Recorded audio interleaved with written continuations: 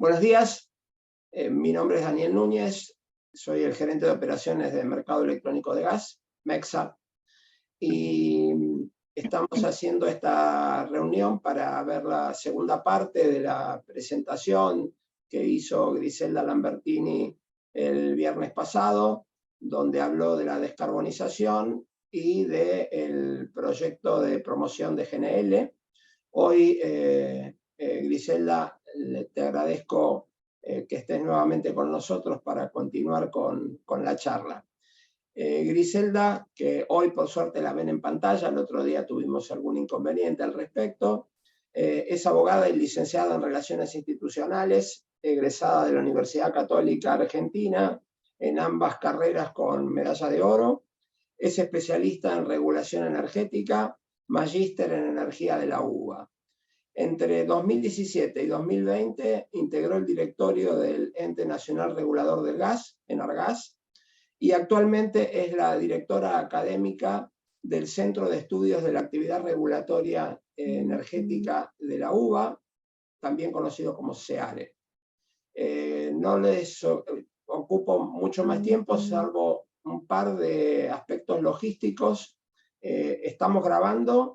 Esto va a ser distribuido el link y el link al video, y por otro lado el link a la presentación, a los slides de apoyo durante la tarde del día de hoy. Por otro lado, la otra condición que les pido que cumplamos es que todas las preguntas, para que Griselda las responda terminada su presentación, sean ingresadas por escrito en la sección de Q&A, preguntas y respuestas de Zoom. ¿Sí? Bueno, no los entretengo más. Adelante, Griselda. Bueno, muchas gracias, Daniel, por la presentación otra vez y por ampliarme el espacio. Creo que valía la pena. Espero que todos los que nos acompañan piensen lo mismo al final de esta charla. También me alegra ver conectados a tantos amigos, colegas, alumnos del CEARE, así que muchas gracias por estar. Vamos a ver entonces, como decía Daniel, lo que nos quedó pendiente en un marco más amplio que yo les quise contar o compartir, porque muchos ya lo saben y algunos mejor que yo, lo que es este periodo de descarbonización o, como dicen, desfosilización, porque vimos que el carbono lo vamos a seguir usando en distintas formas o de distintas fuentes para nuestros productos y para la producción de energía. Y entonces decíamos que en esa transición teníamos sucesivamente 3 recursos claves estratégicos en los que Argentina es muy fuerte, además tiene otros, también lo aclaramos en la primera sesión, pero en lo que nos convoca hemos visto lo que es urgente, lo que era de ayer, promover nuestro gas natural y en forma de GNL poder exportarlo. Algo que no vamos a abordar en este momento, pero que está ahí, ya ha empezado y tenemos que cuidar. El desafío en el caso del litio es que no se convierta en una industria extractiva y que, siendo Argentina de los 3 países que más litio tienen junto con Bolivia y Chile, un país que también tiene una base de industrialización importante, tenemos industria automotriz, que no sea extractivo y que podamos hacer también baterías y vehículos eléctricos, pensar en eso. Y finalmente, a más largo plazo, por eso este orden es secuencial también en el tiempo, es un orden de urgencias que nos convocan en la política pública, lo que es desarrollar el hidrógeno de bajas emisiones para aplicaciones industriales, bueno, y fertilizantes. Esto es como meta de descarbonización y nos viene a indicar que no es que Argentina va a utilizar ese hidrógeno para reemplazar en materia energética. Nosotros no estaríamos hablando de hidrógeno de bajas emisiones si no hubiera una oportunidad en el mercado global que se está formando al respecto como consecuencia de este imperativo de la transición. Entonces, para Argentina, vamos a ver, ustedes pueden coincidir o no, pero los que vamos trabajando en esto creemos que es una oportunidad de industrialización más que un tema propio de la energía, y que nos va a ayudar a descarbonizar algunas aplicaciones difíciles, como por ejemplo combustibles de aviación, combustibles para barcos, cambiar, descarbonizar en la industria del acero los procesos, hacer fertilizantes verdes para poder exportarlos, pero que no es que vayamos a quemar hidrógeno como lo hacemos con otros combustibles hasta ahora como el gas natural.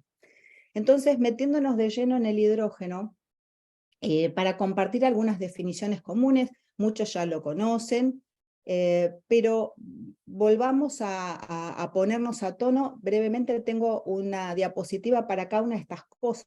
¿Qué es el hidrógeno? ¿Cómo se produce? ¿Para qué sirve? ¿Cuáles son sus aplicaciones? Y cómo se transporta el hidrógeno, porque ahí hay una clave para todo lo que vamos a ver. Ese va a ser nuestro primer punto. Después, nuevamente, profundizar un poquito más en esto de cuál es el rol del hidrógeno verde que se plantea en el mundo, y digo verde especialmente porque no todo el hidrógeno parece que va a ser materia de exportación, sino que es uno el que se quiere transar, el llamado renovable, el que van a buscar primariamente los mercados internacionales. Y finalmente sí, nuestro centro de atención estará en qué avances regulatorios tenemos en Argentina, tanto Estrategia Nacional para el Desarrollo del Hidrógeno como el proyecto de ley, y algo que recién empieza, que es una evaluación ambiental estratégica.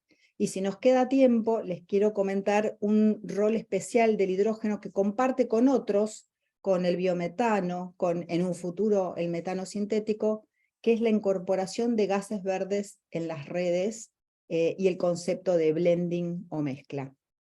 Entonces, según lo prometido, lo primero que vamos a ver en este gráfico, que me parece bastante atractivo, el tema de los colores. Ya se los contaba la otra vez, nos dicen los que saben que el hidrógeno no tiene color, sin embargo, se ha construido algo así como una jerga global que simplifica e identifica de la siguiente manera. Según a partir de qué hago el hidrógeno y cómo es el proceso, obtengo y lo denomino de una forma. Lo que hoy tenemos y lo que el mundo consume en un 98% es el hidrógeno gris, que básicamente se hace a partir de gas natural a través de un proceso Steam Methane Reforming, reformado de vapor, y al que no le hago la captura de las emisiones de carbono que tiene ese proceso. Ese es el hidrógeno gris, el más común. Existe también un hidrógeno no limpio de altas emisiones que se puede obtener a partir de carbón a través del proceso químico de la gasificación.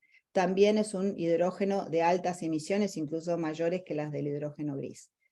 Ahora bien, quedándonos ahí, si yo a ese proceso le agrego las tecnologías que también están siendo promovidas en el mundo, no solo en materia de hidrógeno, sino en toda la cadena de valor del gas natural, de capturar esas emisiones de carbono, entonces voy a obtener el llamado hidrógeno azul, que es uno de los hidrógenos, y esto viene a colación de que cuando veamos el proyecto de ley, nuestro proyecto de ley los menciona por sus colores.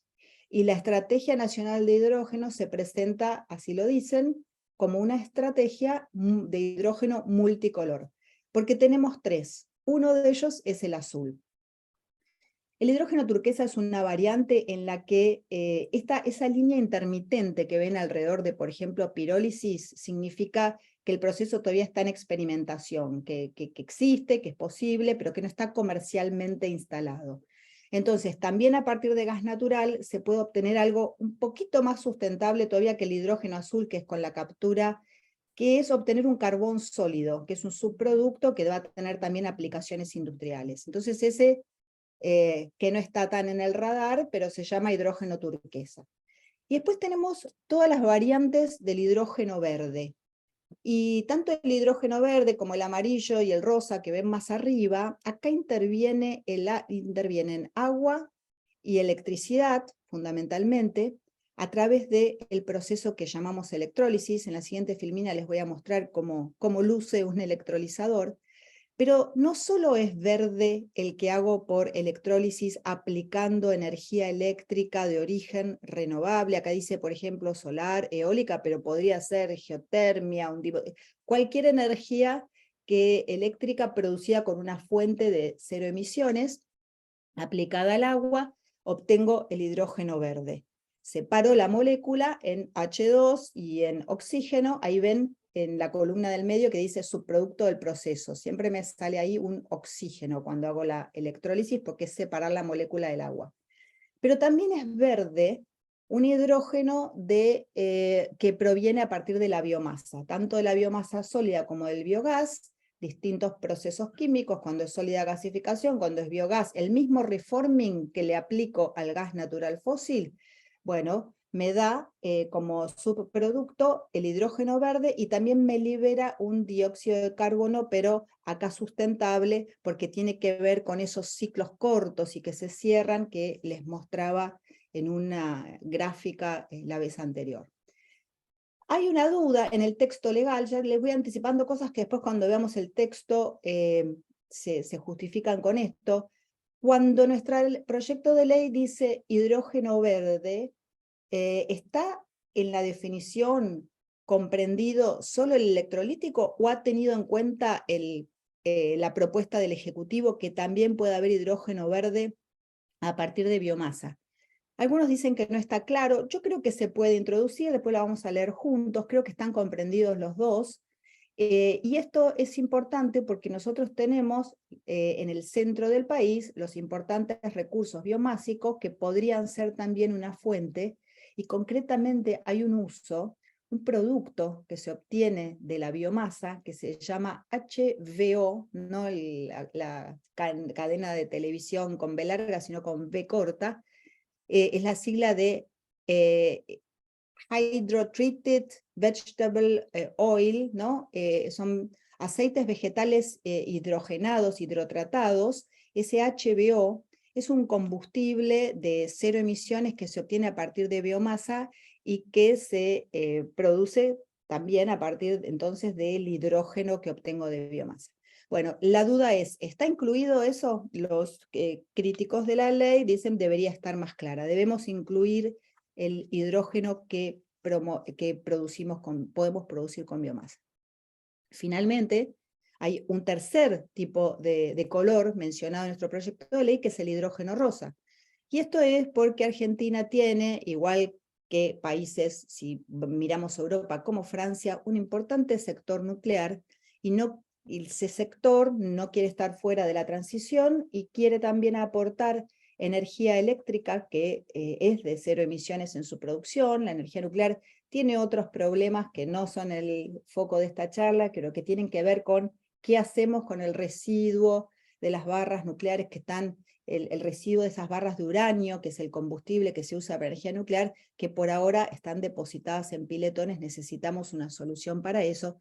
Y tiene también un problema a la hora del hidrógeno, que ya el hidrógeno es suficientemente más caro que las variantes sustentables, azul, verde, son suficientemente caras. Si lo hacemos con energía nuclear, creo que se nos va de toda economía.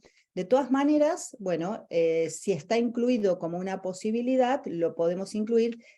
Va a ser difícil desarrollarlo. También creo que es difícil desarrollarlo a partir de energía nuclear por un tema que llamamos de gobernanza. O sea, todo lo que es energía nuclear debe estar en principio administrado por el Estado, ¿no? De hecho, tenemos una empresa, NASA, que se ocupa de la generación nuclear. Entonces, el caudal, el volumen de inversiones que se necesitan en estos proyectos de hidrógeno, creo que se los deberíamos dejar exclusivamente al sector privado si es que hay un negocio en el mercado internacional.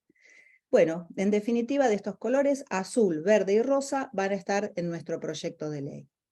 Y una vez, antes de pasar a las aplicaciones, les quería mostrar a la izquierda, habrá quienes lo comprenden mucho mejor que yo, es un proceso que creo que hasta en el secundario lo estudiamos, ¿no? De cómo está formado un electrolizador con un ánodo y un cátodo separados por un electrolito, y ahí se produce la separación de la molécula de agua en oxígeno e hidrógeno, aplicándole la electricidad. Y a la derecha, esa es la foto que saqué yo misma de un verdadero, es un proyecto piloto, ¿no? Un pequeño emprendimiento en Alemania, pero así se ve un electrolizador.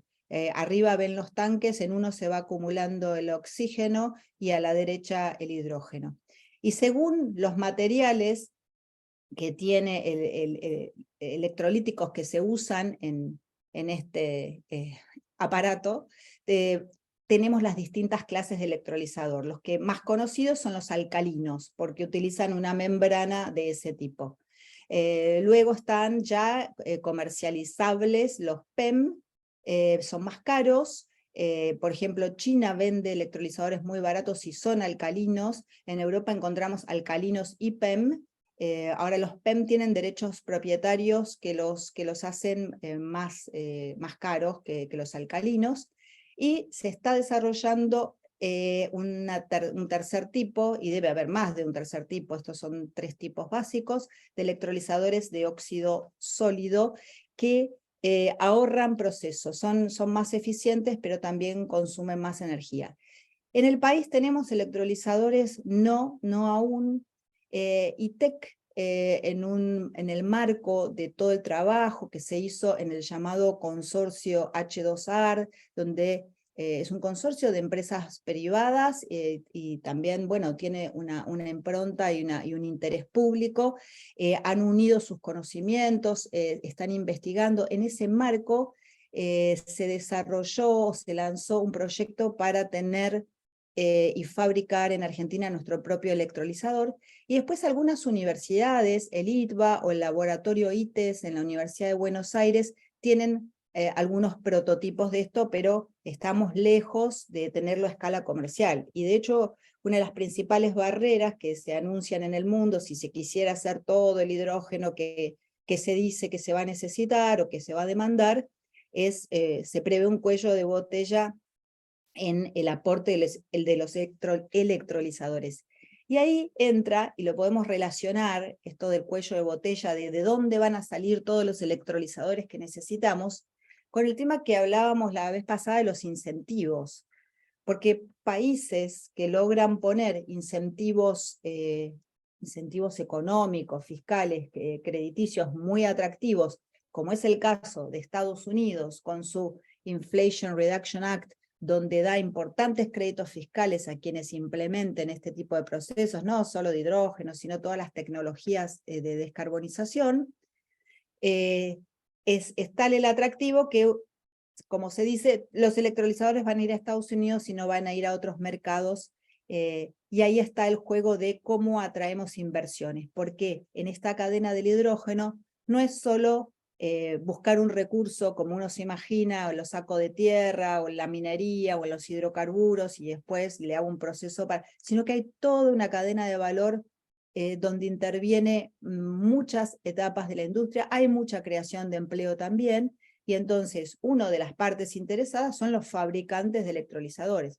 Cuando Europa nos contacta y está interesado en los recursos naturales para producir hidrógeno y derivados, y tener ese energético para ellos, o ese insumo para sus industrias disponible, también quiere vendernos electrolizadores, por supuesto. O sea, hay acá, en la cadena de valor del hidrógeno, muchas partes interesadas. Por eso, no está nada mal que nuestro proyecto de ley, lo vamos a ver, hace mucho hincapié en querer desarrollar aquí toda la cadena de valor, que esto es distinto de los requisitos de contenido mínimo inicial, que vamos a repasar también, pero sí que al final del proceso Argentina pueda tener también una industria de electrolizadores, un desarrollo tecnológico e industrial que lo podemos tener, y no solo comprar electrolizadores al mundo. ¿Para qué usamos ese hidrógeno? Este cuadro tan abstracto, la verdad que es muy ilustrativo.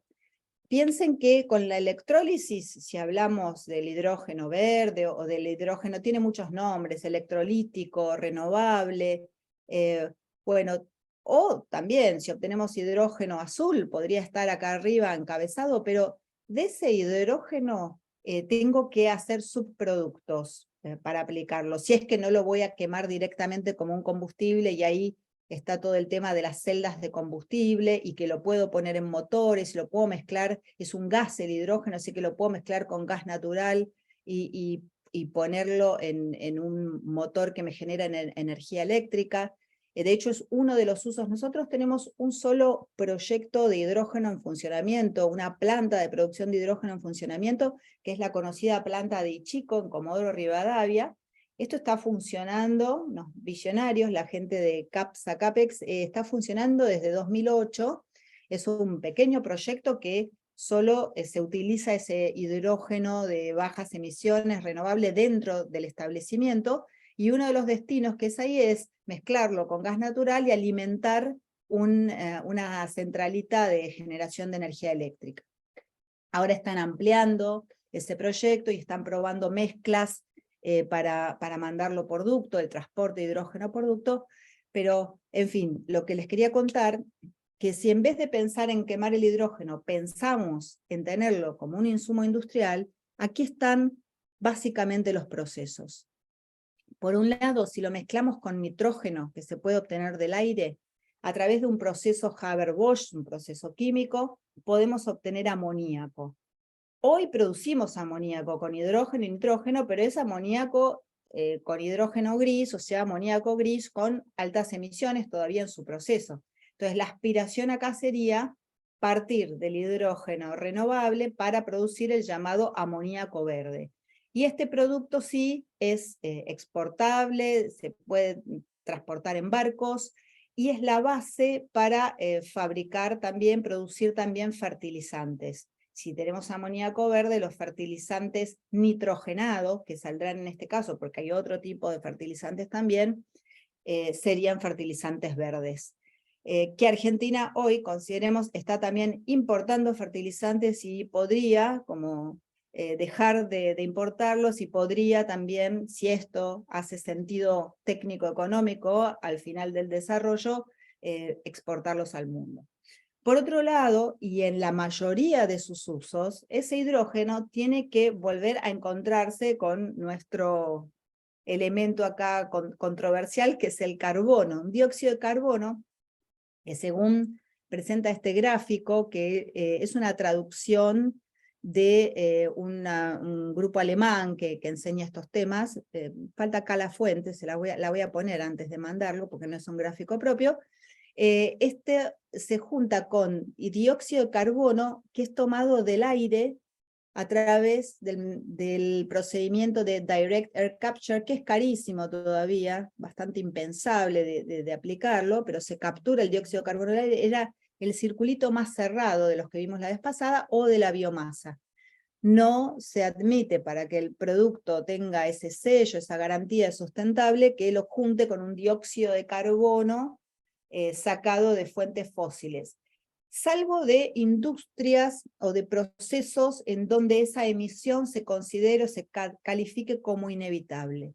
Todas estas cuestiones de qué fuente de carbono es admitida, no es admitida, es una discusión que nosotros no tenemos, que se está dando en un mercado global, pero principalmente en un mercado europeo, donde lo que están cuidando es toda, al pie de la letra, etapa por etapa, cuál es la huella de carbono del producto. Entonces dicen, no me sirve que obtengas un hidrógeno verde donde te ahorraste las emisiones, para después juntarlo con una fuente de carbono de una actividad que sigo promoviendo, por ejemplo, si viene de lo fósil, sigo promoviendo sacar, desenterrar ese carbono que había estado ya bajo tierra y volverlo por un periodo indeterminado a la atmósfera.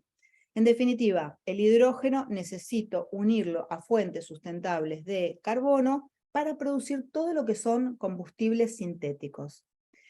Y para comentarles algo más de la jerga que se utiliza, estos subproductos se llaman PTX por Power, o sea, energía. Al principio de la cadena tenemos, acuérdense, la electrólisis, la fuente de generación de energía eléctrica, o sea, ese Power se convierte en un X, que es cualquier producto. Puede ser un PTL, Power to Liquids, cuando hago combustibles líquidos sintéticos, o puede ser Power to Gas, que ahí abajo dice a la derecha PTG, cuando el producto es un gas renovable, que puede ser un metano sintético, que lo obtengo también de acá. Bueno, esto para darnos una idea de las aplicaciones industriales que tiene el hidrógeno. Y algo más de las definiciones tecnológicas, antes de pasar al rol del hidrógeno en el mundo y para nosotros, es cómo transportamos este hidrógeno. Y ustedes ven acá distintas maneras. El hidrógeno, por su densidad, es peor que transportar, no puedo transportar el gas natural gaseoso, lo tengo que hacer o comprimido o a grandes distancias licuefaccionado. En el hidrógeno es lo mismo, peor. No puedo transportar la molécula de hidrógeno. Y eso es una buena noticia para nosotros, porque aquellos países que quieren comprar el hidrógeno no se van a llevar la molécula en un barco y nada más, y no le agregamos valor, sino que va a haber obligatoriamente un proceso de industrialización en el país. Una de las maneras sería el hidrógeno líquido por barco, pero sigue siendo muy caro. Es hidrógeno licuefaccionado, lo más parecido que conocemos es el GNL, solamente que en el caso del GNL la temperatura, el frío que se necesita es de menos 160 y pico de grados, en cambio en el hidrógeno necesitamos arriba de menos 250 grados para convertirlo en líquido. Y eso consume un montón de energía y ya torna irrazonable, ineficiente hacer esa conversión para transportarlo. El hidrógeno comprimido, bueno, y se puede comprimir y transportar o por ductos, que son como los gasoductos. De hecho hay planes en Europa, las redes del futuro, y hay, sí, en Estados Unidos existen, ¿cómo llamarlos? Hidrogenoductos, bueno, ductos destinados exclusivamente al transporte de hidrógeno en la costa del Golfo de Estados Unidos. Claro, lo que transportan estos ductos hoy es el hidrógeno gris, no es el hidrógeno verde, pero esto, una vez que, recuerden, a los efectos del transporte y del almacenamiento y las transformaciones, una vez que tengo la molécula, el hidrógeno es hidrógeno.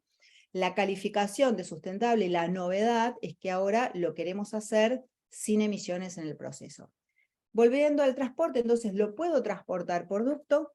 Eso serviría, y en eso están más favorablemente posicionados, digamos, los países del norte de África, por ejemplo, podrían transportar hidrógeno por ducto comprimido y metido en el ducto hacia Europa. Nosotros eso no lo tenemos. Otra forma de transportar lo que se parece al hidrógeno licuefaccionado, pero es un proceso químico distinto. Hay algo que estoy en la 3, el portador líquido orgánico.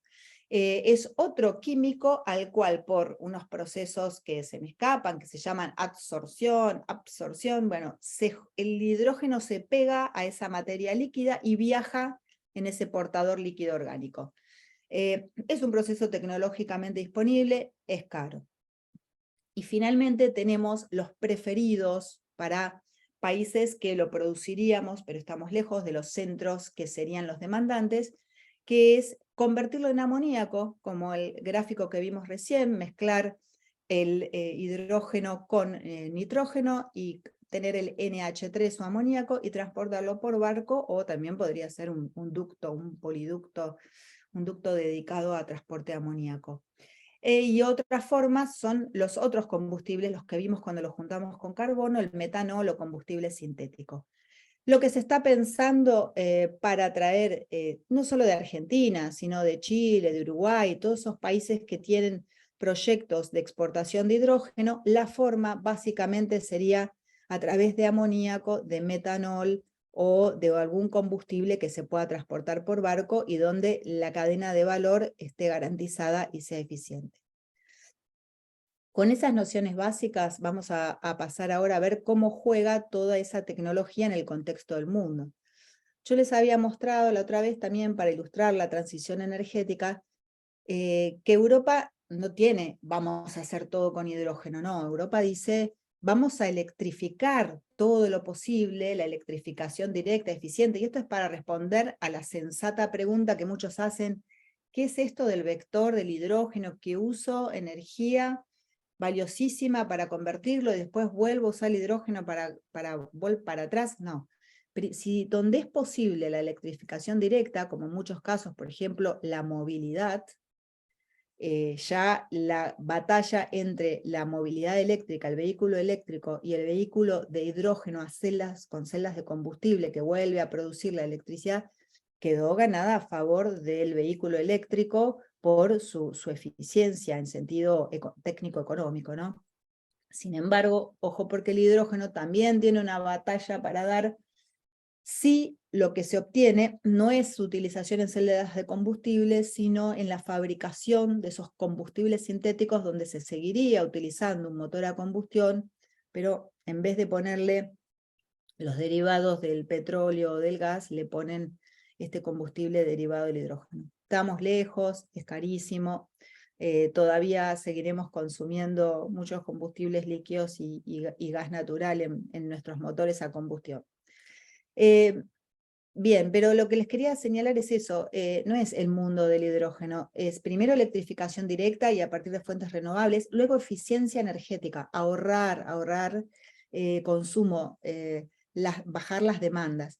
Y en tercer lugar, ahí donde está la flechita en rojo, ese es el rol que se le da, el lugar que se le da al hidrógeno de bajas emisiones, y hacia 2030 la meta definida por Europa es de producir internamente, o sea, en territorio europeo, 10 millones de toneladas de hidrógeno verde o renovable, e importar, y por eso está acá en negrita, 10 millones de toneladas de hidrógeno verde de países asociados. Países asociados seríamos los que entramos en acuerdos de cooperación, de complementación, los que hacemos negocios con, que podrían estar ubicados en América Latina, podrían estar en África, podrían estar en el sur de Asia, en Australia. Bueno, esos son los países asociados de los que Europa prevé traer 10 millones de toneladas de hidrógeno. Contarles también que esto se definió en el 2020 y cuando en el 2022, después de la invasión de Rusia a Ucrania, la seguridad energética se tornó primaria y Europa reforzó sus planes de poner fin a la dependencia de los combustibles fósiles rusos, bueno, ahí se confirmó, se tomaron varias medidas para almacenar gas natural, para traer GNL también, pero sobre todo se confirmó esta meta que ya había definido Europa de importar del mundo 10 millones de toneladas. Y este grafiquito es para darles una idea por qué Europa sale a pedirle al mundo, bueno, queremos asociarnos para producir el hidrógeno y o sus derivados. Es porque en países como Europa, Japón o Corea no hay espacio suficiente para generar toda la electricidad renovable, para instalar los parques eólicos, las instalaciones solares fotovoltaicas que se requieren para producir este hidrógeno renovable o libre de carbono. Y ahí, por ejemplo, ven la superficie entonces que ocupa, la medida está hecha para alimentar un televisor, pero dice cuánta superficie necesito en términos de fuente para la electricidad que necesita ese televisor si hago hidroelectricidad de la superficie más grande, le siguen el viento, la solar, el carbón, la nuclear y el gas natural. Fíjense en eso también, qué ventaja competitiva tiene el gas natural, que un ciclo combinado ocupa poco espacio, mientras con viento y con sol necesito mucho más superficie. Pero esas superficies las tenemos nosotros, las tenemos en Patagonia, y las tiene Chile por Magallanes, y existen en la Puna, entonces tenemos lugares donde instalar esos parques de energía renovable, y no los tiene Europa. Ahí, según la cuenta, Europa tendría que multiplicar por 8 hacia 2050 la energía que está produciendo hoy en día si quiere cubrir sus metas, no solo de utilizar energía renovable para producir hidrógeno, sino para tener la electrificación directa que comentábamos con fuentes renovables. Y fíjense, esto no está en el material, pero por eso también en la regulación europea se desarrolló un criterio que llaman de adicionalidad, que hay que cumplir, que es que la energía eléctrica renovable que vaya a proyectos de hidrógeno tiene que provenir, tiene que ser adicional a la que se ha calculado para cubrir los usos eléctricos directos. O sea, tiene que ser nueva energía renovable dedicada al proyecto de hidrógeno. Esto es para no sacarle fuentes de electricidad a los usos más eficientes de electrificación directa. Entonces Europa no tiene lugar y mira los mapas eólicos y solares. Este mapa es del BID, es de 2017, pero como es de clima, sigue, podemos seguir usándolo.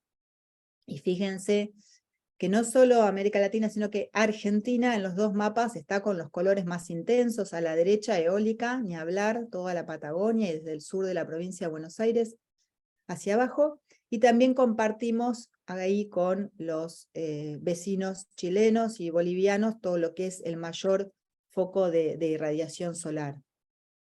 Y acá tenemos, en ese grafiquito que lo puse pequeño, corresponde a una publicación de Raúl Bertero, es un estudio donde se comparó los factores de utilización que alcanzan nuestros parques solares, la medición en Jujuy, en el Parque Caucharí y en Salta, en el Okapato, da un factor de utilización del 36%, que es alto, comparado en este grafiquito con, acá se evaluaron 1000 plantas solares en Estados Unidos, y lo mismo arroja, más aún, no lo mismo, en el ejemplo del Parque Eólico Manantiales Verde, YPF, en Chubut, alcanzó la energía eólica un factor de utilización promedio anual superior al 60%. Y como creo que ya dijimos la otra vez también, ¿para qué sirven estos factores altos? Bueno, para tener energía renovable barata.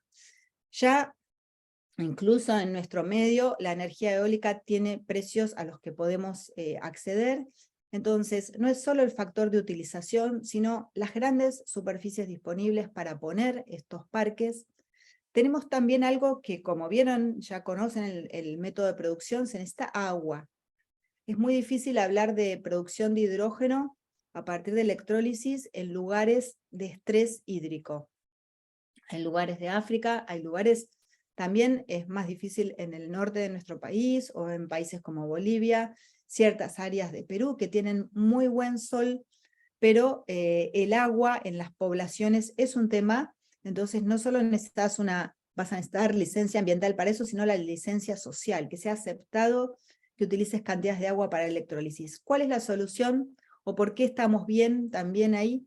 Porque en el lugar donde tenemos esos enormes vientos, tenemos también agua que se puede desalinizar. El proceso de electrólisis admite agua desalinizada, agua del mar, y el costo de la desalinización en todo este proceso no es importante. Y además, de paso, la desalinización es toda otra industria que también da fuentes de trabajo, que no estaría mal tenerla, que funcione.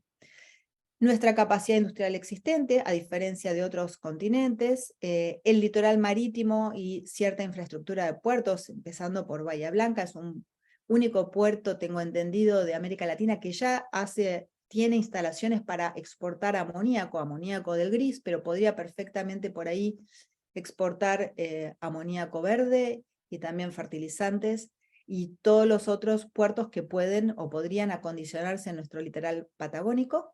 Y algo que nos puede sorprender, pero lo ven así desde afuera, la obtención de los permisos en Argentina no sería tan engorrosa, tan difícil como en otros países. Estados Unidos, ejemplo, da muchos créditos fiscales, pero para obtener una autorización de la Agencia de Protección Ambiental puedes estar años tramitándola, y yo creo que si nosotros hacemos las cosas más o menos bien, podemos agilizar con todos los cuidados, con todas las evaluaciones y audiencias públicas en materia ambiental y social que corresponda hacer, pero podemos agilizar esa obtención de permisos. Esto lo habíamos hablado la otra vez cuando decíamos, esta es una de las primeras medidas de promoción que se le puede ofrecer al inversor, y me sorprendió encontrarlo así escrito en los planes de inversión de otros países. Esta gráfica muestra, es un estudio hecho en Alemania también y publicado por Agora. Agora es un think tank alemán que tiene mucho material al que le interese en la web disponible sobre hidrógeno en el mundo. Incluso publicó algo que se llama los 12 Insights, las 12 verdades serían, o las 12, no sé cómo traducirlo, del hidrógeno de bajas emisiones o verde en Argentina. Primero publicó uno en general, como los 12 mandamientos del hidrógeno en general, y publicó en Argentina, porque Ágora está trabajando en un consorcio, así se llama, una unión de distintas organizaciones, que son este think tank alemán, la GIZ, que es la Agencia de Cooperación Alemana, y también son parte de la Secretaría de Energía de la Nación, y tienen contacto con la Secretaría de Asuntos Estratégicos de la Nación, el SEARE, la Fundación Torcuato Di Tella. Somos parte de este consorcio en el cual se discuten las posibilidades de cooperación entre Alemania y Europa, se hacen estudios. Bueno, Ágora, uno de los integrantes, hizo este estudio cuya moraleja es, fíjense, entre el análisis de Argentina, Sudáfrica, Egipto, Marruecos, lo estoy leyendo en el orden, digamos, de conveniencia. Argentina el primero, el más conveniente, y los últimos son los países europeos, es el análisis del costo de producir los derivados del hidrógeno, porque las tablas son para amoníaco, metanol y combustible sintético, por ejemplo, podría ser para aviones. Esos tres subproductos, a Europa le conviene que los terminemos de producir en Argentina y se los exportemos. Eso, desde el punto de vista de la cuenta, cierra más que cualquier llevar algo intermedio y seguir procesándolo en otro país, en Europa concretamente. Así que aún con nuestras altas tasas de costo de capital, que ojalá logremos mitigar en el futuro, y las leyes estas de promoción intentan decir algo al respecto, aún con alto costo de capital, debido a que el 70% del costo del hidrógeno verde depende del precio de la energía renovable, seguimos siendo los más competitivos.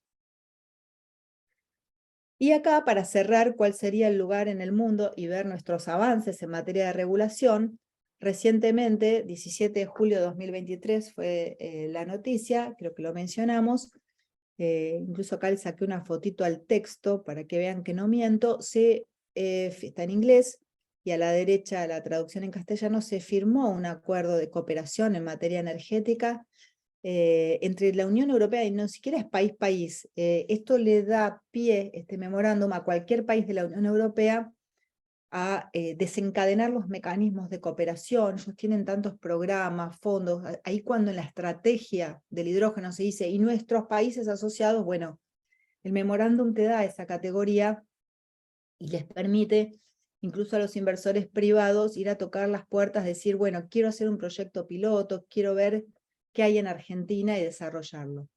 Bueno, la novedad fue también que apareció fuerte el gas natural y el GNL en ese memorándum de entendimiento, así que eso lo comentamos la otra vez, pero están ahí el hidrógeno y sus derivados.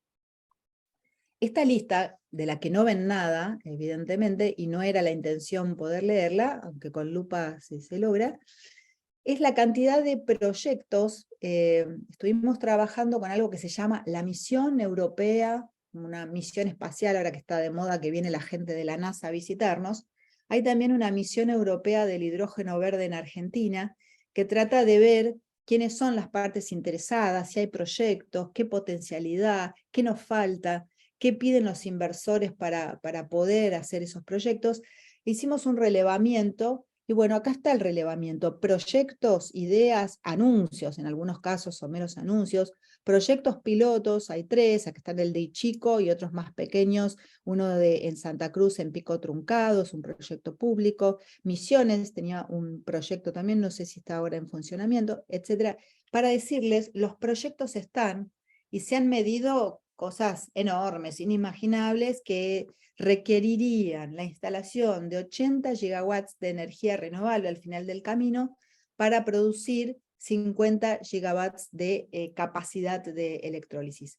Los proyectos están. ¿Qué es lo que todavía no maduró, no llegó? Bueno, es la demanda de estos proyectos. Y esa demanda es la que tiene que venir o de Europa o del mundo, de Japón, de Corea. ¿Y por qué decimos ellos si no decimos Estados Unidos o China? Porque Estados Unidos o China tendrían en principio tanto las fuentes renovables como el espacio para hacer su propia producción.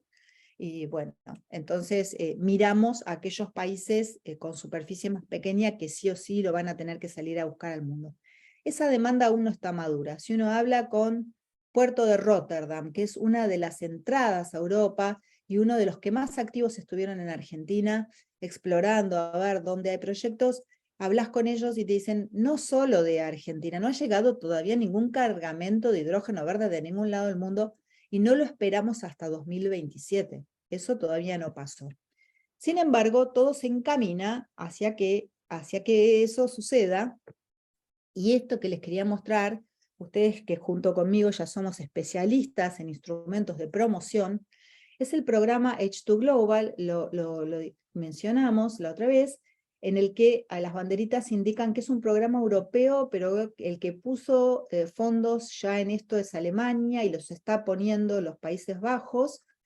Es un modelo para salir mediante subasta a comprar hidrógeno al mundo. Pero no hidrógeno, derivados. O sea, me corrijo, aclaremos que son los derivados de ese hidrógeno verde, y va a ser 3 subastas, ya empezó con amoníaco y con metanol, ambos verdes.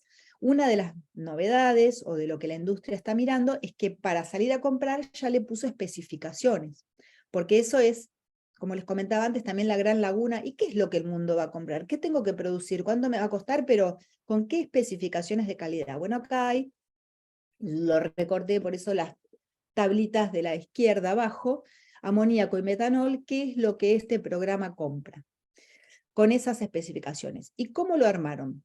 Otorgan contratos de compra a 10 años, a los inversores 10 años les parece poco, recordemos nuestra ley propone 30 años para la promoción, o sea que contratos de largo plazo, 10 años es insuficiente, sería. Sin embargo, varios han presentado, tengo noticias que de nuestro ámbito, YPF habría presentado un proyecto de amoníaco verde, porque tenés que presentar los productos que te piden ellos, en la subasta de amoníaco, vamos con amoníaco verde, y ¿cómo se organiza? Se organiza a través de una compañía intermediaria que actúa como un sujeto de derecho privado.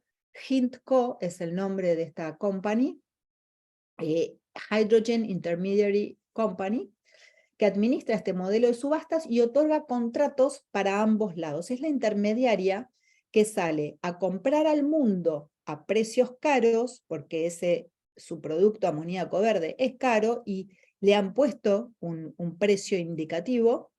Entonces salen a comprar ese hidrógeno al mundo por 10 años y lo venden hacia adentro, hacia el mercado interior de Europa, a los compradores también mediante subastas, con otro tipo de contratos que los llaman los Hydrogen Supply Agreement. Los de compra al mundo se llaman Hydrogen Purchase Agreement, y los de venta al mercado interno, Hydrogen Supply, a corto plazo, pensando que mercados de carbono mediante y otras cuestiones que hacen que la descarbonización sea cada vez más exigente, o la desfosilización, van a hacer que los compradores europeos quieran pagar cada vez más por ese hidrógeno verde. Por eso HINTCO hacia adentro lo vende a corto plazo.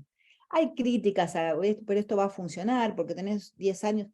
La cuestión es que es lo máximo que hay, es un mecanismo bastante concreto, tiene fondos asignados, y el rol de la HINTCO ahí como intermediaria es poner lo que falta entre el menor precio que paga el mercado local de la derecha y el precio más alto que requiere los consorcios que hacen proyectos de PTX a la izquierda en el mundo. Entonces, esa diferencia es un subsidio. Es un esquema que nosotros podemos comprender bien cuando pensamos, no sé, en una subasta de renovar, o pensamos en un plan gas donde puede haber una parte que la pague otro comprador. No confundamos, los mecanismos funcionan distintos. Lo que les quiero decir como idea, es un Estado al final, y en este caso es la Unión Europea, pero puso plata para romper el hielo a Alemania,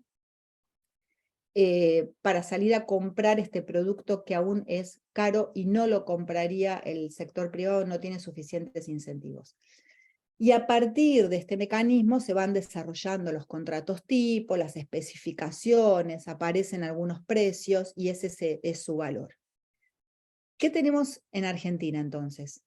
Bueno, tenemos ya una producción y un consumo de hidrógeno gris, son 400.000 toneladas al año, no es mucho eso comparado con el mercado mundial.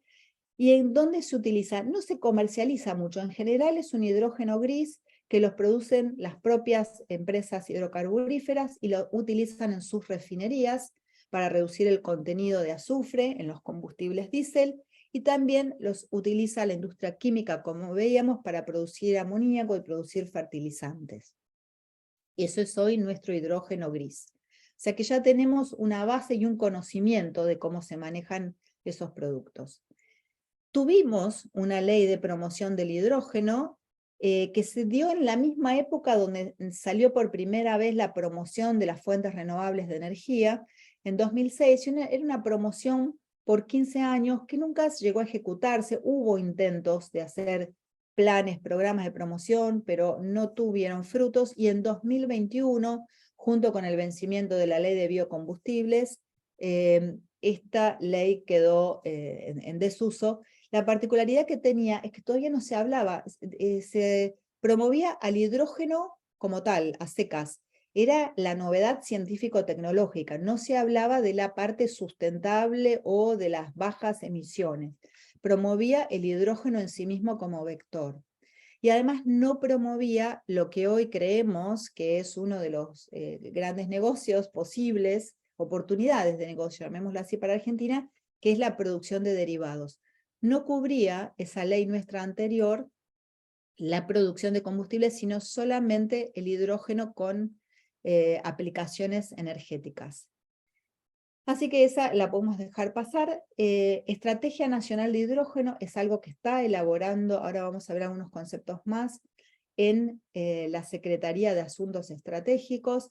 La verdad que se está haciendo, tienen un equipo muy serio de trabajo ahí, muy compenetrado, y está haciendo un mecanismo participativo en el que se convoca a la llamada mesa intersectorial. Primero era una mesa interministerial, o sea, solo dependencias de gobierno, pero ahora participan universidades, institutos de investigación, el INTI, el INTA, entonces todas las, incluso las cooperaciones europeas, alemanas, están sentadas a la mesa para encontrar consensos en si Argentina tiene metas para utilizar hidrógeno, si son para mercado interno, externo, y se va avanzando en esto, y había ya una promesa de publicación para estos meses, julio, agosto. Algunos dirán, igual que como con el proyecto de ley de promoción del hidrógeno, bueno, pero vamos a sacar ahora una estrategia, no es tarde.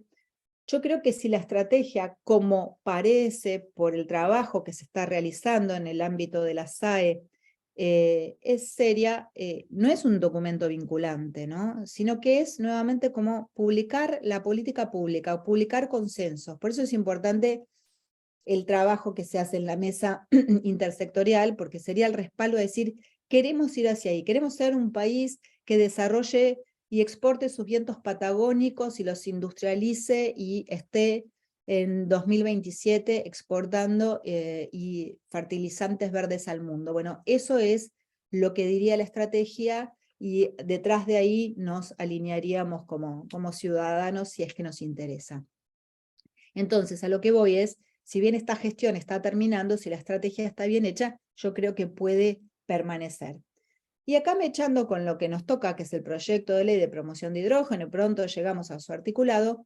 En la ley de promoción del hidrógeno, que se ve que viene quedando de versiones anteriores actual, se encarga a otro organismo que haga un plan nacional, una estrategia, y esto me parece una de las contradicciones del proyecto de ley actual. Está, no sé si se lo encarga que lo termine el trabajo, pero está medio como desconociendo que hay en elaboración un proyecto de estrategia bastante avanzado. No les dije, pero creo que lo saben, el mundo salió a hacer, cada uno de los países, estrategias de hidrógeno nacionales.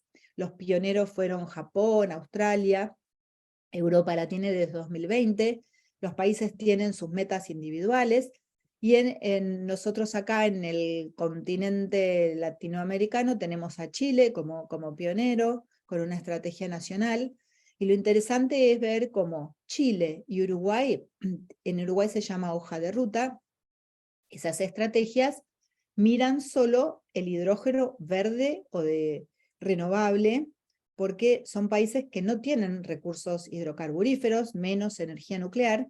En cambio, Colombia, que tiene también hace tiempo una hoja de ruta, lo llama no verde ni renovable, sino de bajas emisiones, porque Colombia es un país con tradición gasífera, entonces no descarta, al contrario, está prevista la posibilidad de hacer el llamado hidrógeno azul, entonces es una estrategia amplia. Y como les anticipé, la nuestra es multicolor, ¿no? Bueno, y otro de los 3 pilares regulatorios que hoy se están planteando, además de la estrategia del proyecto de ley, se estaría utilizando por primera vez un instrumento que está en nuestra ley de presupuestos mínimos ambientales, que es la evaluación ambiental estratégica. Como ustedes saben, cualquier proyecto que tenga un impacto y todos lo tienen en el ambiente, tiene que pasar por una aprobación ambiental, que si bien hay principios generales comunes nacionales, la evaluación ambiental la aprueba jurisdicción por jurisdicción, esto es provincia por provincia, incluso aspectos que tienen que ver con la jurisdicción municipal. Pero hay algo, un instrumento, que es la evaluación ambiental estratégica, que se puede desarrollar para un sector, para una actividad tipo, y que facilitaría, una vez que está hecha, que se dice, bueno, hasta tales parámetros de agua, hasta tal uso de la tierra, esto sería aprobado, sería ambientalmente sostenible, sustentable. Si lo hacemos para un proyecto tipo, después facilitaría la entrada y la aprobación, agilizaría la aprobación de las evaluaciones ambientales particulares, individuales, de los proyectos que vienen detrás. Entonces, en ese sentido, impulsado por el Ministerio de Ambiente y Desarrollo Sostenible, desconozco el grado de avance, pero se está haciendo una evaluación, o se dieron los primeros pasos para hacer una evaluación ambiental estratégica, que sería un proyecto tipo de producción de un derivado del hidrógeno en Patagonia a partir de energía eólica. Es un proyecto que usa energía eólica. Y después, elementos que ya les mencioné a lo largo de la charla, que más tenemos en Argentina, el consorcio H2AR, que es privado, que uno entra ahí con una inscripción, hay una cuota que pagan, está liderado por ITEC, y hay más de 60 empresas que pusieron en común. Los avances están publicados en la página de ITEC.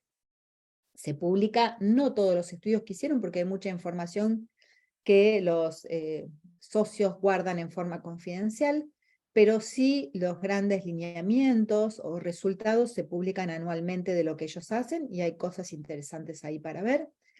Después, el SEARE hizo un estudio a pedido de, o financiado por el Programa de Naciones Unidas para el Medio Ambiente, para lo que vamos a ver en un ratito, que es la creación de un mercado voluntario de gas natural hidrogenado. ¿Qué es eso? Es mezclar hidrógeno en nuestra importante red de gas natural, que aunque sean porcentajes pequeños de hidrógeno, podrían ser eventualmente pagados, no por el usuario residencial, que ya no quiere ver ni un peso más de aumento en su tarifa, sino por aquellos que tienen obligación de descarbonizar y puedan poner esto en su plan de descarbonización, que son los grandes usuarios de gas natural. Bueno, hay todo un estudio de eso que podría estar disponible, tenemos que consultarlo para quien le interese. Y el Energas participó también de eso, está interesado. La misión europea ya se las contesta en marcha, y este consorcio PTX Hub, que viene impulsado desde Alemania y que tiene como socios a la Secretaría de Energía. Unas figuras, unas imágenes para ilustrar qué se está trabajando en la mesa intersectorial que busca los consensos. Es que tenemos hidrógeno multicolor, verde, azul y rosa, que se enfoca básicamente al desarrollo tecnológico productivo, o sea, tiene que estar toda la cadena, la promoción se hace para todo, incluso no solo para la producción del hidrógeno, sino para los proveedores de tecnologías de hidrógeno, y que quiere apuntar al mercado interno y al mercado internacional. Y acá, básicamente, desde mi opinión personal, yo creo que deberíamos, si es que hay una oportunidad para el sector privado y para el sector internacional, de hacer esas millonarias inversiones e industrializarnos, bueno, de ahí vendrá seguramente que podemos también, será menor el volumen que se necesita para producir o para destinar al mercado interno, pero que tiene que venir al revés, porque no va a haber una demanda suficiente que justifique pagar acá toda la tecnología y la instalación que se requiere para hacer amoníaco verde, fertilizante verde. Entonces, me parece que acá hay que apalancarse en ese mercado internacional, si es que ese mercado internacional finalmente decide hacer la compra, efectivizarla en el mundo tal como pone en sus planes y metas. Entonces, para ambos mercados, Y la estrategia está armada en áreas transversales, ¿no? Hay todo un área que aborda el desarrollo científico y tecnológico, la política ambiental, lo que es transporte e infraestructura, comercio internacional de inversiones, ahí está sobre todo lo que es exportación. Y como metas preliminares, porque como les digo, la estrategia no está publicada, pero nos tocó ser parte como SEARE de la mesa intersectorial también, entonces lo que se propone o se proyecta es que a 2030 tengamos al menos 3 nodos productivos entre Bahía Blanca y el litoral patagónico. La interacción con las zonas portuarias es clave en este caso, y en 2050 suman 2 nuevos nodos productivos en el noroeste argentino y en Cuyo, y nuevos nodos en Patagonia. Bueno, ahora sí, nuestro core acá, el centro, el régimen de promoción está pensado por 30 años, primera crítica, ¿no? Bueno, pero esta gestión de gobierno está saliendo y nos piden que aprobemos algo por 30 años, acuérdense que el GNL era lo mismo, hay que ver siempre desde dónde se cuenta, porque para algunas cuestiones se cuenta desde la aprobación del proyecto. Acá el régimen de promoción es desde la vigencia de la ley, supongo porque como empieza esto a regir para que se ponga en marcha, dice, está rigiendo ahora, a medida que me traigas los proyectos, bueno, el tiempo sigue avanzando, ¿no? Los 3 hidrógenos, los 3 colores, e incluye expresamente, cosa que me parece saludable e interesante, que están promovidos los vectores del hidrógeno. Vectores se llaman a lo que decíamos en la jerga internacional el PTX, y está definida como la sustancia que puede ser utilizada como medio de transporte. Acuérdense que había en un momento una idea que llevamos el amoníaco al lugar de destino y después se vuelve a abrir esa molécula para sacar el hidrógeno. Eso no, eso ya se descartó por ineficiente, pero sí se puede utilizar el amoníaco verde directo allá. Pero en definitiva era como un medio de transporte esa sustancia, manipulación, procesamiento, acumulación y utilización de la molécula de hidrógeno. Son los subproductos que vimos. Y está promovido toda la cadena productiva y su equipamiento. O sea, eso es sobre qué productos y qué actividades: la investigación, el desarrollo, la producción, la comercialización y el transporte, toda la cadena. Entonces se enumeran en el proyecto de ley varios tipos de inversiones elegibles, y no está cerrada tampoco, porque como ven, pueden ser ampliadas por la autoridad de aplicación de la ley, que es la Secretaría de Energía. Entonces, se promueven tanto los parques de generación de energías renovables para electrólisis, las plantas para hacer el reforming del gas natural, o sea, hidrógeno azul, las plantas que generan energía nuclear pero con destino al hidrógeno, el electrolizador en sí mismo. Se imaginan acá una cadena, tenemos en el orden primero la generación de la energía, después para obtener hidrógeno, electrolizador después el electrolizador para obtener el hidrógeno, y después puedo tener las sucesivas cadenas de industrialización del hidrógeno mezclado con el nitrógeno y el carbono. O sea que toda esa cadena está promovida. Y después vamos a ver cuáles son los beneficios, pero estos son qué tipos de proyectos o inversiones pueden presentarse. La infraestructura de captura y uso y almacenamiento del carbono, las plantas de producción de vectores, eso es la planta de producción de amoníaco, la planta de producción de fertilizantes, de combustibles sintéticos, y infraestructuras de almacenamiento, de desalinización, que también la comentamos. Todo eso entra como inversiones que podrán ser promovidas. ¿Qué requisitos tienen que cumplir las inversiones para acceder a los beneficios? Bueno, tienen que respetar ciertos porcentajes de contenido nacional, que en el caso sobre todo el hidrógeno verde, y cuando lo miran los potenciales interesados, dudan que esto pueda cumplirse porque hay mucha tecnología, empezando todavía porque tenemos que importar también materiales para hacer la planta de generación de energía eléctrica renovable dedicada a ese proyecto de hidrógeno. Algo que vale la pena aclarar es que como el hidrógeno que quieren importar los europeos para que sea sustentable lo piden en principio 100% o 95% renovable, nosotros no podríamos usar electricidad de la red así como viene, porque la tenemos mayoritariamente hecha hasta hoy con gas natural, es una red fósil. Entonces no sería la electrólisis pura del requisito de renovabilidad. Pero esto es una salida para hacer son más caros, pero parques eólicos o parques solares dedicados, lo que se llama off-grid. ¿Qué ventaja tiene hacerlo off-grid? Por un lado, bueno, que cumplís al pie de la letra 100% renovable, más allá de la huella de auxiliares o cuestiones que siempre hay un combustible que utilizás en estas plantas, pero es en principio 99, 98% renovable la electricidad y además no utilizás las redes. Son parques dedicados, distribuidos en el lugar, cerca del lugar de producción del hidrógeno. Esto se los aclaré para que imaginen que hacer un enorme parque eólico necesita todavía importar, hasta donde yo sé, las palas para hacer los molinos eólicos. Hay un montón de componentes, ni hablar el electrolizador, aún no lo tenemos, falta un rato todavía para desarrollarlo a escala industrial y comercial, más allá de lo que tenemos en los laboratorios. Entonces se considera que esos porcentajes de contenido nacional pueden ser altos. Yo personalmente no lo sé, deberíamos evaluarlo y dar la discusión, aportar evidencia si es alto o no. Y también, bueno, se han puesto distintos porcentajes para el azul, para el rosa. Si son razonables o no, dependerá entonces de lo que nos digan los tecnológicos y los económicos en relación a cada una de cómo está el mercado de estas tecnologías, si lo podemos cumplir. Además, se les exige a los proyectos, en cualquier etapa, que estén en cualquier etapa de la cadena, vimos la larga lista, que realicen al mismo tiempo actividades de investigación y desarrollo en territorio nacional.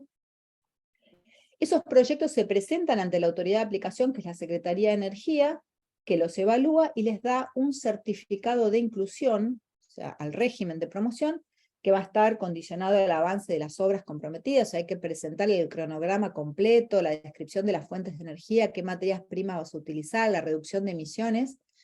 Y además, otro requisito es el contenido nacional mínimo obligatorio es este. Ahora, si pones más contenido nacional que el mínimo exigido, uno de los beneficios es que el 10% del monto de los porcentajes de contenido nacional, de inversión en contenido nacional excedentes al mínimo, pueden tomarse a cuenta del pago del impuesto a las ganancias. Esto ya es uno de los beneficios prometidos, pero lo puse acá porque se relaciona con estos requisitos de contenido mínimo. Si pensamos en las instituciones antes de ir a los beneficios, a mí acá tengo algunas, no sé si objeciones, pero dudas de cómo funcionaría esto, porque la autoridad de aplicación es la Secretaría de Energía, pero va a haber dos tipos de registros. Uno, un registro de los proyectos en sí mismo para la producción de hidrógeno de bajas emisiones de carbono y de otros gases de efecto invernadero, que así se llama la ley, dice bajas emisiones de carbono y de los demás gases. El registro de esos proyectos, que son los del listado que repasamos, va a estar en Secretaría de Energía, pero por otro lado, ponen en competencia de la Secretaría de Industria más el INTI el registro de proveedores, quienes provean tecnología para estos proyectos. Tenemos entonces ya una segunda autoridad que no es de aplicación, pero que tiene que ver con el régimen de promoción. Y lo cierto es, y lo saben quienes participaron en el Renovar, que en algunos casos fue fácil acceder a los beneficios o al certificado de inclusión y en otros casos no tanto, porque hay ahí también un cuello de botella en todo el procedimiento de certificar las instalaciones. O sea, la Secretaría de Energía, aún que sea autoridad de aplicación, depende del INTI para que certifique las instalaciones renovables, depende de la FIP para que certifique otras cuestiones en materia impositiva. Entonces, aún la autoridad de aplicación, con todo el esfuerzo que quiere hacer, y esto digo es la experiencia que nos cuentan algunos participantes del Renovar, no tiene autoridad por sobre los otros organismos descentralizados, y entonces, bueno, confluir todo esto atenta contra lo que decíamos de simplificar los permisos. Por supuesto, tampoco podemos pasar por alto las competencias. Solo estoy diciendo que hay que ir con cuidado a ver hasta dónde las burocracias no nos pueden complicar. Burocracia en el sentido del camino crítico de oficinas que hay que recorrer. Pero junto a la autoridad de aplicación se crea, por ley, el proyecto propone una Agencia Nacional de Hidrógeno, que va a ser el asesor técnico y regulatorio de la Secretaría de Energía. Sus funciones incluyen, y acá está lo que les anticipé, elaborar un plan nacional de la economía del hidrógeno. O sea, no sé cómo engancha este Plan Nacional de la Economía, si es una hoja de ruta que va a detallar lo que hoy es la estrategia nacional. No lo dice, la reglamentación lo deberá decir, pero este plan parece un poco acá como superponiéndose, para no decir desautorizar algo que pueda decir la estrategia nacional. Y aprobar un sistema de certificaciones, algo que les voy a comentar muy en breve, porque si no tenemos sistema de certificaciones, las mayorías de las aplicaciones de hidrógeno no sirven, porque no le van a servir al comprador europeo y no van a servir para calificar como productos premium y que nos paguen el mayor valor que tienen por ser verdes y de bajas emisiones. Y esta anhidro, que tiene un montón de funciones, si lo ven en el texto legal, está integrada por el presidente de la Secretaría de Energía y 6 directores ad honorem. Bueno, eso es una buena cosa. Ahora, yo digo esos directores ad honorem, que proviene uno de Economía, otro del Ministerio de Ciencia, Tecnología, Transporte, Ambiente, Secretaría de Industria e INTI. ¿Tendrán el tiempo para dedicarle a lo que podrán dirigir equipos? ¿Cómo será la estructura de esto? Bueno, la Agencia Nacional de Hidrógeno parece interesante, pero cómo esto se ponga en práctica va a ser clave para que sea eficiente o para que no, para que sea un pantano, veremos. Entre ellos dos, la ley no dice cuál es, como todo país tiene que hacer para decir, si yo voy a promover un hidrógeno, bajas emisiones, digo, ¿cuál es el límite? Bueno, promuevo azul con captura del carbono, pero ¿cuánta captura?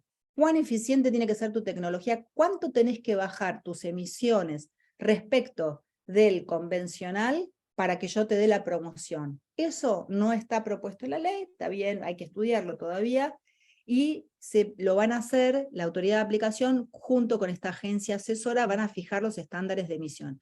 O sea que hasta que no estén los estándares de emisión no va a pasar nada, porque no podemos decir cuáles de los proyectos califican o no.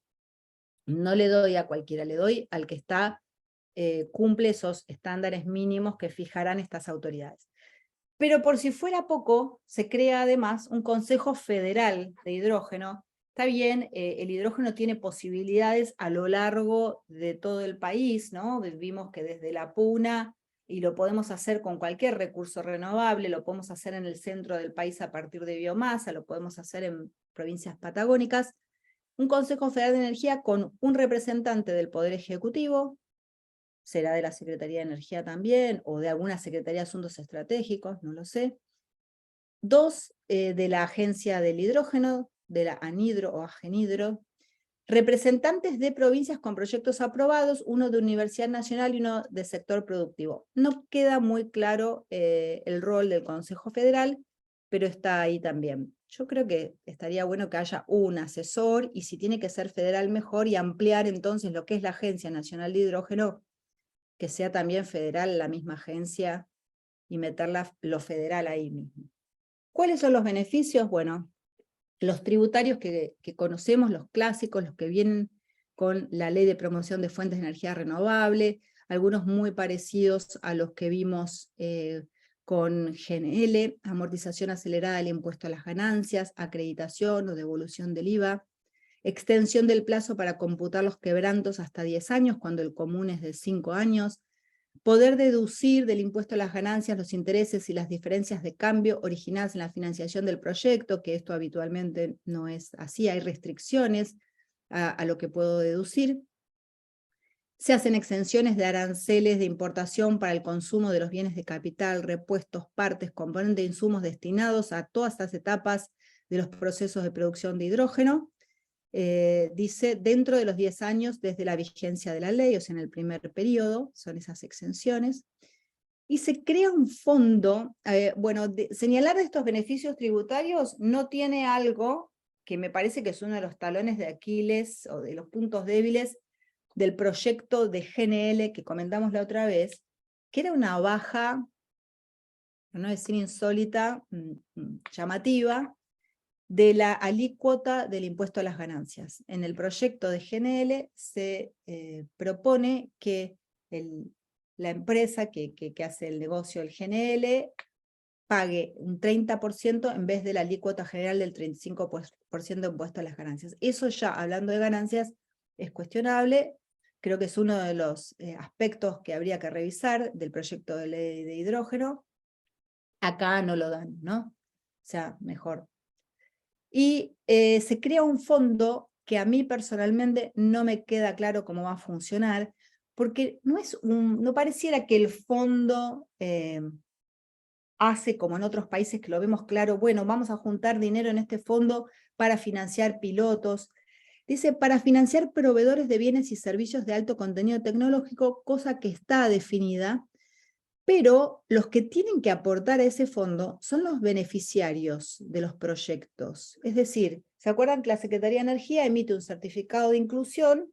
O sea que la bienvenida que me dan de ser beneficiario es que tengo que aportar el 0,5% de la inversión declarada, con la cual me aprobaron el proyecto, a este fondo que funciona en la órbita del Ministerio de Desarrollo Productivo para financiar a mis proveedores. Es algo raro, para decir, no es un fondo que beneficia al productor mismo de hidrógeno, sino que al que tiene un proyecto de infraestructura de hidrógeno, aparentemente, y si me equivoco, estúdienlo y me lo hacen saber por mail, pero o yo no lo entendí, es algo raro, el beneficiario aporta para desarrollar la propia cadena, pero bueno, entramos con un raro pie a la ley que nos da los beneficios. En cambio, no está claro un fondo para financiar pilotos.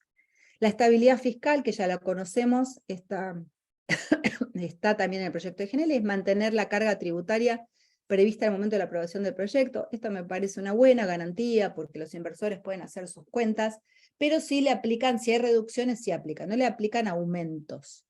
Y esta estabilidad se garantiza por un larguísimo plazo, 30 años desde el certificado de inclusión, si presentan proyectos en los 10 primeros años, porque acá hay una diferencia con GNL. En GNL, en el proyecto de ley, está previsto que los proyectos de liquefacción se presenten dentro de los 5 años de la sanción de la ley. Si no, en principio quedaría sin vigencia, se puede prorrogar un año más. Acá pareciera que la ventana para presentar proyectos es de 30 años, no, así lo dice, es de 30 años, pero me dan un incentivo, si lo presento en los 10 primeros años, me van a dar 30 años más de garantía de estabilidad fiscal. Si lo presento entre el año 11 y 20 son 20 años, y si lo presento al final, solo los 10 años que me quedan para terminar el plazo general de 30 de la ley. Acceso al mercado libre de cambios, igual que el otro, lamentamos que tengamos que poner esto en una ley.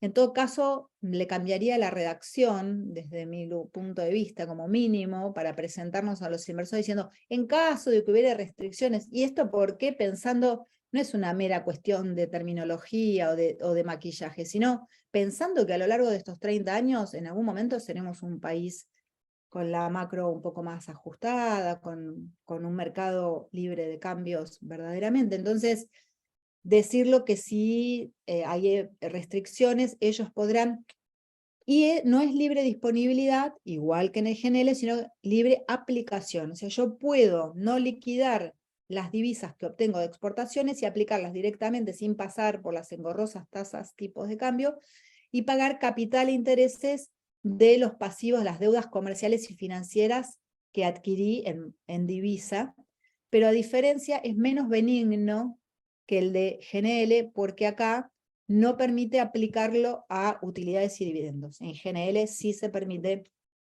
que el inversor use esos dólares de exportaciones para pagar utilidades y dividendos, ¿no? Derechos de exportación, tenemos una alícuota, pone un porcentaje según los 3 periodos que ya vimos y según el tipo de hidrógeno. Esto suena medio engorroso, no sé quién hizo las cuentas ni cómo se puede fijar cuando ni la propia industria la tiene, pero en fin, hasta el año 10, el hidrógeno verde y el rosa y sus vectores tienen un 0%.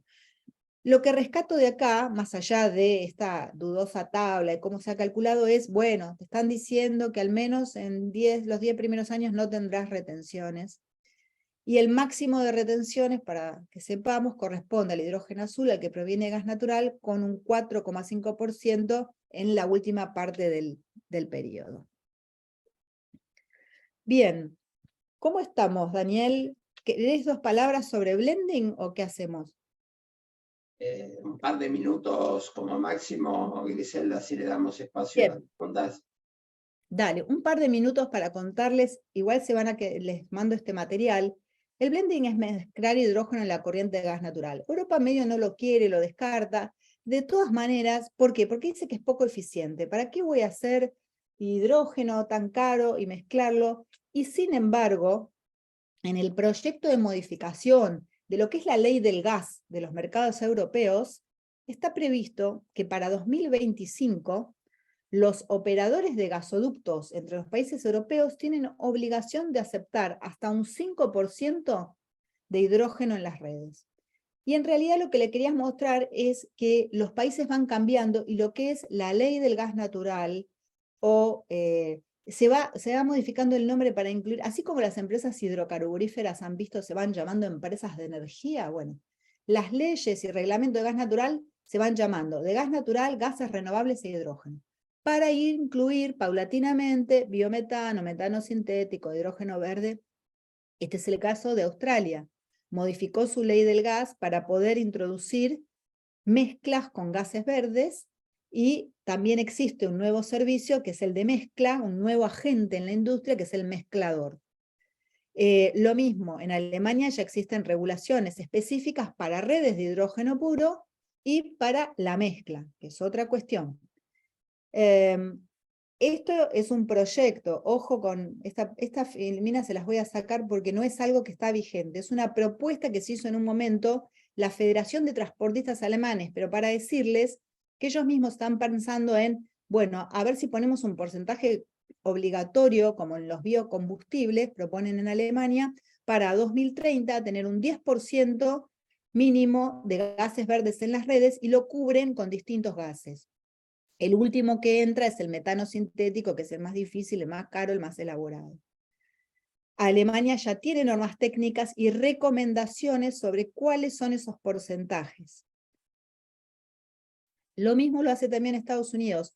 Y esto acá, que también la idea no es poder leerlo, sino ver la cantidad de, esto era septiembre de 2021, no hice un nuevo research ahí, pero la cantidad de empresas privadas, de ductos, que están haciendo pruebas para meterlo. ¿Qué se necesita para eso? Tener certificación, porque yo tengo que acreditar que a lo largo, estos son los mecanismos que se están desarrollando a nivel internacional. Esto es para todo otro webinar, mirá que te propongo una nueva sesión en cualquier momento, Daniel. Entonces, ¿cómo hago yo la trazabilidad de lo que vendí es verde? Eso hay que certificarlo. Y acá, si hubiéramos tenido más tiempo, si yo hubiera ido más rápido, hubiera sido más concreta, repasábamos con lo que comenzamos. Expertos ustedes en instrumentos de promoción y vamos a ver cuáles había en la ley, cuáles deberíamos en la discusión incluir y cuáles no parecen convenientes en este momento. Ahí estoy. Dani, ¿estás?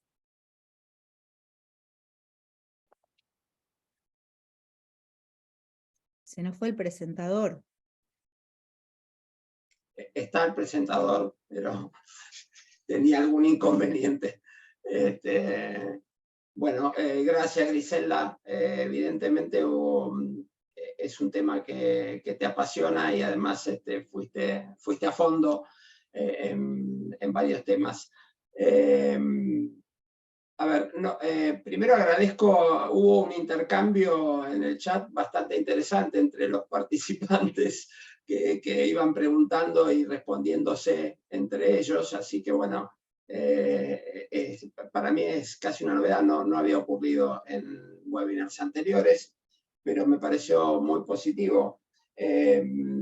Hubo una pregunta en algún momento que fue contestada, pero no sé si lo vieron todos, ¿dónde estaba Ichico? Ichico es Comodoro Rivadavia en Chubut, ¿sí? O sea, fue contestado por otro de los participantes, pero bueno, me parece importante decirlo. Si vamos a las preguntas específicas que tienen que ver con el proyecto de promoción, el de la ley de promoción del hidrógeno, hay una pregunta puesta que dice ¿por qué no el hidrógeno gris dentro de la ley? Estás muteada, Griselda. Voy. El hidrógeno, el proyecto de promoción se inscribe en la transición energética. No es solo que, bueno, a ver, este vector tan novedoso que puede acumular energía y servirnos, sino qué es lo que baja emisiones. Cuando definís una política pública y el Estado va a poner fondos o va a eximir de impuestos a algún inversor para que haga tal o cual cosa, lo va dirigiendo a lo que necesita según las definiciones legales, los acuerdos internacionales. Entonces, si se acuerdan, empezamos con lo que era el compromiso por Acuerdo de París y necesitamos bajar emisiones. Entonces no vamos a poner dinero público o descuentos impositivos para quienes sigan haciendo el mismo vector con las mismas emisiones, porque lo que queremos como país es llegar a bajar y a cumplir los compromisos en materia ambiental también. No solo la industrialización, sino con cuidado del ambiente. ¿Habría alguna exigencia en cuanto a la pureza del hidrógeno? Sí, hay exigencias, yo no tengo porcentajes para darte, y aparte el mundo está discutiendo qué hidrógeno admitimos y qué no, pero sí, imagínense, si la energía es interdisciplinaria, todo lo que es la cadena de valor del hidrógeno, tenemos trabajo para todos. Si este mercado llega a existir, empiecen a estudiarlo porque necesitamos, seguro que hay, y cuando ustedes vieron que yo mostré lo que están haciendo para comprar Europa fuera del mundo, ya hay especificaciones de pureza y de porcentajes de calidad, especificaciones de calidad que se exigen al amoníaco, que se exigen al metanol, y está implícito ahí su materia prima, que es el hidrógeno, para alcanzar esa pureza. Así que sí, existen. Incluso para meter en las redes, en esa filmina que pasé muy rápido de Alemania, en la norma técnica para las redes específicas de hidrógeno, está definido el porcentaje de pureza. Bien, en tu conocimiento, este proyecto cierra con lo que planteó en su momento Fortescue como proyecto y que fue apoyado políticamente muy fuertemente, diría yo, por Anabela Carreras, la gobernadora de Río Negro. Mira, tengo noticias que Fortescue pedía bastante más, pedían cuestiones en materia de tierras, porque, como vimos, esto necesita mucha superficie y que por suerte, me parece, no correspondía dar ninguna facilidad en cuestiones inmobiliarias. El inversor privado debería ver cómo hace para, en forma sustentable y satisfactoria, conseguir los terrenos, comprometer a las comunidades locales que validen los proyectos, así que me parece que por suerte no se metió ninguna facilidad en materia de adquisición de tierras. Y otra cosa, Fortescue está apoyado por una fundación que son fanáticos del hidrógeno verde, así que están de lo más descontentos con el hidrógeno multicolor. ¿Qué pasa acá? Acá los que hacen la economía son intereses, los inversores son partes interesadas. Si vos decís que vas a poner fondos para verde, azul y rosa, algunos te dicen, ah, bueno, está bien que permitas el azul o el rosa, pero los que son fanáticos del verde, porque el mundo va a comprar verde, dice, esta ley no me gusta, la promoción tendría que estar solo para el verde, que es el que realmente cumple, el que viene para el nuevo mundo, para la exportación. Entonces, esa es otra diferencia con lo que propone o proponía Fortescue. Dicho sea de paso, me permito decir que Fortescue hace anuncios muy importantes, muy grandes. Creo que sirvió mucho para que conozcamos qué es el hidrógeno. El trabajo que hizo la gobernación de Río Negro fue realmente importante, interesante. Desde lo local, esto se hizo un tema nacional. Sin embargo, Fortescue hace anuncios en distintos lugares del mundo y es una estrategia que están haciendo muchas de estas empresas. Y pisar tierra no significa necesariamente que venga la inversión detrás, ¿no? Vamos a ver, faltan muchos pasos para tomar una decisión de inversión. Bien, dejando un poco la ley y yendo hacia la introducción, digamos, donde avanzaste muy claramente sobre aspectos técnicos, no sé si tenés el dato, pero ¿cuál es la proporción de agua que se necesita para la generación del hidrógeno? Hay un dato muy preciso de esos, que yo por respeto al dato no lo voy a tratar de decir, pero lo vamos a mandar con el material. Hay una relación. Se las prometo junto con el material, Daniel. Ok, ok. Y en relación a las posibilidades que esto tiene para el mercado argentino, ¿cómo influye o si está tomado en cuenta en los gráficos que mostraste el costo del flete para llegar a Europa con derivados de H2? Bueno, sí, como siempre estamos lejos. Ustedes vieron que también en el GNL, uno de los motivos, en la exposición de motivos y en la presentación de la propia YPF en el Congreso, se dice necesitamos competir con fletes más baratos desde Estados Unidos para el GNL. Nos pasa lo mismo con el hidrógeno, pero de todas maneras, si nuestras energías renovables siguen rindiendo lo que rinden, tenemos algo para compensar ahí respecto de otros países que pudieran estar más cerca. O sea, seguimos compensando un costo mayor del flete, que va a ser de flete de amoníaco, va a ser de flete de fertilizante o de metanol, no va a ser del hidrógeno en sí mismo, que ya vimos que es intransportable como molécula, y carísimo licuefaccionado en otras variantes. Yo creo que nuestro principal tema sigue siendo el costo de capital de estos proyectos, ¿no? Y las garantías de inversión. Por eso, y relacionando para que aprovechar todo lo que vimos la otra vez siesta, creo que una de las cosas más valiosas de la proyecto de ley de promoción de GNL es su parte regulatoria, donde se mete con los permisos firmes de exportación y garantiza eso. Esto en el hidrógeno, en el proyecto de ley no lo tenemos, porque es muy difícil regular algo con el hidrógeno. No sé si necesitamos regularlo, porque es una industria, debería estar lo más libre posible, pero volviendo a esto, es el costo de capital nuevamente el mayor desafío, ¿sí? Bien, una última pregunta y tiene que ver con... Mira, ahí Eduardo Peliti nos contesta, se necesitan 0,9 litros de agua de una calidad determinada y una cantidad un poco mayor de agua que debe ser tratada. Así que tenemos una medida. Bueno, gracias Eduardo. La última pregunta, con respecto al hidrógeno azul, ¿qué aspectos de la infraestructura gasística tendríamos que tener en cuenta? Bueno, tenés que tener en cuenta que en ese proceso que ya se hace, porque el hidrógeno gris lo estamos haciendo, lo están haciendo los productores que también lo consumen en sus refinerías, es el mismo proceso pero con la captura. Entonces, hay toda una tecnología que desconozco el avance, por ahí si hay alguien del sector hidrocarburífero nos lo puede contar en el chat, de cuán avanzadas están las tecnologías de captura de carbono en la producción de hidrocarburos mismos, que además lo vamos a necesitar para que sobreviva y para cumplir con esos memorándum que quieren llevar nuestro gas natural de exportación, siempre y cuando cumplamos con las técnicas ambientales. O sea, convertir gris en azul, el gris ya lo tenemos, es la tecnología de captura del carbono. Y después como transportamos también, si lo tenemos que hacer desde el lugar donde obtenemos ese hidrógeno azul a alguna planta que lo industrialice, ¿cómo transportamos ese hidrógeno? Otro desafío, ¿no? Se puede pensar en un ducto, y Chico lo está haciendo, ahí en Comodoro Rivadavia, tiene un ducto de ensayo para probar cómo el hidrógeno se comporta con los materiales de los ductos.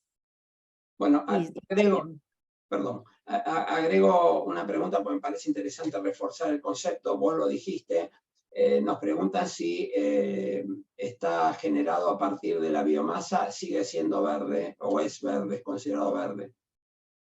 Bueno, es lo que yo les decía, para mí está incluido, yo creo que se tiene que incluir, porque estaríamos dejando, si no, todo un sector, el de la gente que fabrica hoy los biocombustibles, podrían hacer, tienen todo preparado, así como si se quiere los gasistas pueden hacer hidrógeno azul, pueden hacer hidrógeno verde, quienes hoy hacen biocombustibles en sus variantes denominadas HBO, que es un biocombustible con 0 emisiones, ¿no? Por supuesto, y tienen preparado también para hacer el combustible de aviación, que no es poca cosa en el mercado mundial. Yo creo que eso va a venir.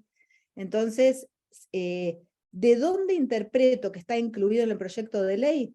Porque dice aquel que se produzca y enumera todas las fuentes de nuestra ley de energía renovable y enumera la biomasa y el biogás.